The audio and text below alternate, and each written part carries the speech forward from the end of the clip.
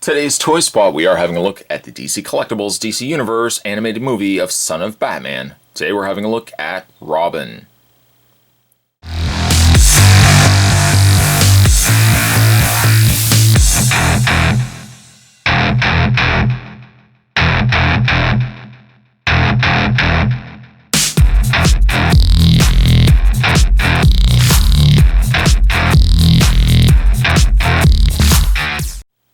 Unlike Batman, who came with absolutely nothing, he came with squat.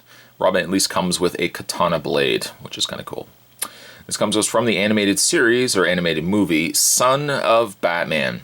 And therefore, the characters on the back are all characters that appear in the movie. There's Batman, there's Robin, there's Nightwing, and Deathstroke. Pretty impressed with the Batman. I like that panel lining look to it. I think I'm really going to enjoy Robin. You can also go to www.dccomics.com if you want to check out more from, well, DC Comics. And you can also go to comicshoplocator.com, which I actually just used last week. I wanted to find out if there's a comic book store in my area. I put my postal code because I'm in Canada, and I found a local comic book store. It was that easy. Spot's going to take a break and get this opened up. When we come back, we're going to get a better look at the DC Universe animated movie, Son of Batman, Robin.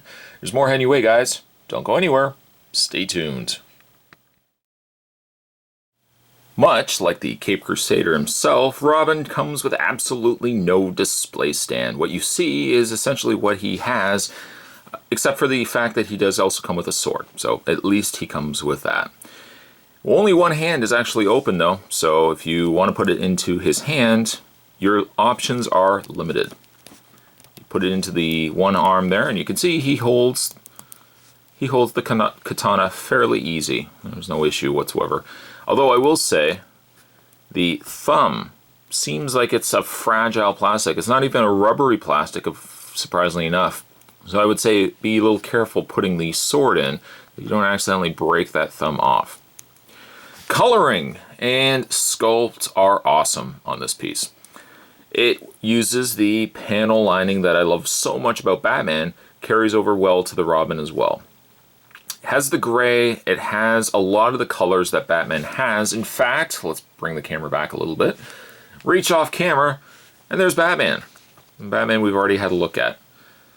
Grays are roughly about the same in the knee pad area as Batman here. He's also got the coloring on the inside of his palms, which is a nice touch as well.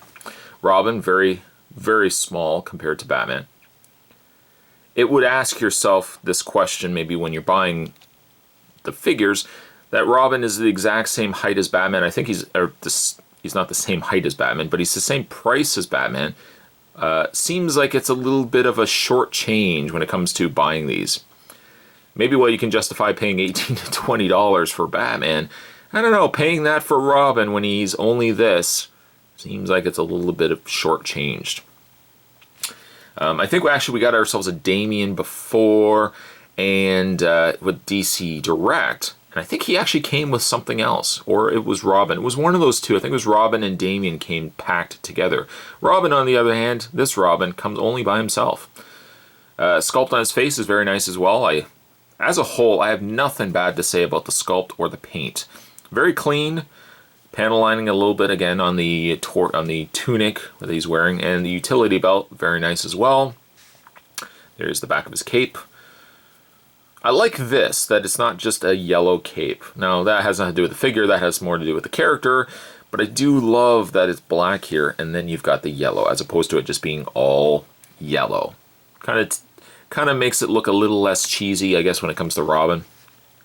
But he comes with peg holes on the undersides of his feet. Sadly, no display stands once again. For your articulation on Robin, he does have a ball joint in the head. Swivels very easily left and right. Ball hinge socket shoulders, and they move very easily for how small they are. He has hinged elbows, which also rotate. That's a nice, pleasant surprise. He has no waist swivel, and I can see why, because the waist swivel would break up. They've essentially sculpted this piece in with the extra pouches on the utility belt, that if you were to start incorporating a waist swivel, it would start being problematic, I think. You could sure probably put it above it, but you know what? How much waist swivel do I really need on a figure? Probably not really a lot. Legs do hinge out. They hinge forward, and luckily the bottom of his jacket or tunic area is rubbery, so his legs can move. They're not restricted at all. Legs do bend at the knee, and that's it. They don't have a swivel at the lower calf area, but that's okay. I don't need it to swivel either. Robin's a great looking figure. So far, actually, I think I like him a little bit more than I like Batman. Batman wasn't bad. I liked the design of Batman, but there's something about this Robin that has a lot of charm for me. And there, once again, there's Batman. Robin, I think on a rating level, I'm going to give Robin here an 8.5. A great looking figure. Very glad to pick him up. Today's Toy Spot, we were having a look at the DC Collectibles, looking at the son of Batman, Robin. Stay tuned, guys. Spot's going to have the review of the other two figures, I guess, because we're still going to be looking at Nightwing, and, of course, we're going to be having a look at Deathstroke. Stay tuned for those videos. Thanks for watching. I'll see you next time.